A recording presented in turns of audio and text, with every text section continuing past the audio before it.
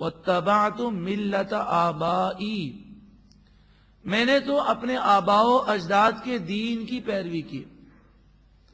کون آبا و اجداد؟ ابراہیم و اسحاق و یعقوب، ابراہیم علیہ السلام، اسحاق علیہ السلام اور یعقوب علیہ السلام۔ یہاں پر بھی آپ دیکھیں آبائی کا لفظ ہے۔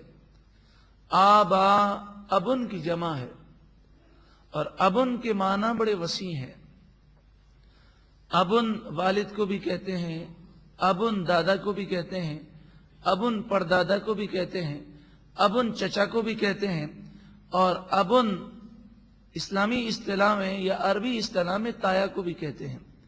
یہاں پر ابن کی جمع آبائی ہے، اور اس کی تشریح ابراہیم، اسحاق اور یعقوب علیہ السلام سے ہے۔ حضرت یعقوب علیہ السلام والد ہیں، حضرت اسحاق علیہ السلام دادا ہیں، اور حضرت ابراہیم علیہ السلام یوسف علیہ السلام کے پردادا ہیں۔ اس سے آپ نے اندازہ لگا لیا کہ لفظ ابن بڑے وسیع معنی رکھتا ہے۔ ہاں، لفظ والد عربی میں صرف سگے والد کے لیے استعمال ہوتا ہے۔